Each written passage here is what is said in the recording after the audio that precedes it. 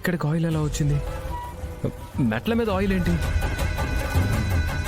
ప్రీతి, నేను నిన్ను పిలిచానా? మీరు పిలవకపోయింటే తనెందుకు వస్తుంది అత్తయ్య గారు? మీరు ప్రీతి ఒకసారిలా రామ్మా అని పిలవటం నేను విన్నాను. ఏం పెద్దమ్మా? అవునవును, నేను కూడా విన్నాను.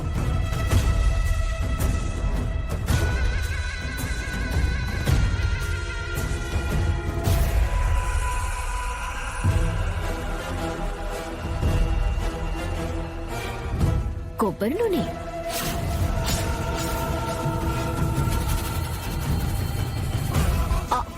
అత్తయ్య గారు, అది కూడా కొబ్బరి నూనె అనుకుంటా.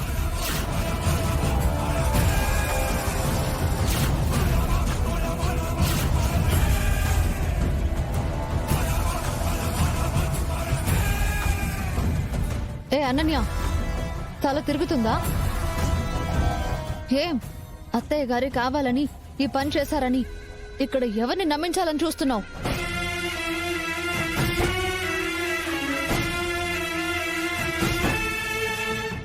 పిచ్చి పిచ్చి వేషాలు వేస్తే పళ్ళు రాళ్ళు కొడతాను, జాగ్రత్త.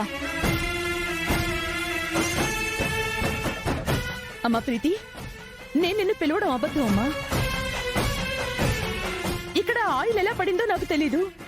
ఈ అనన్య కావాలని కుటుంబంలో కలహాలు సృష్టించాలని చూస్తోంది.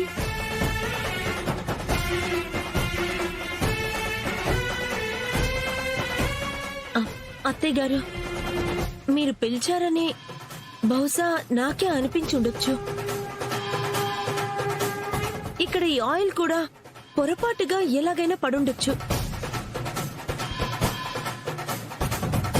అంత మాత్రం చేత మీ చేతిలో ఆయిల్ బాటిల్ ఉందని ఈ అనన్య అపవాదు మోపితే అది నిజమని మేమంతా ఎలా నమ్ముతాం?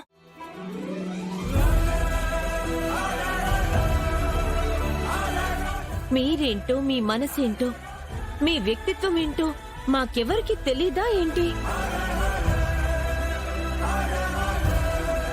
అత్తయ్య గారు, అసలు ఇలాంటి దాన్ని మనం ఇంట్లో ఉండనివ్వడమే మనం చేసిన పెద్ద తప్పు. ఆ తప్పు మూలంగానే ఇంట్లో ఇలాంటివన్నీ జరుగుతున్నాయి.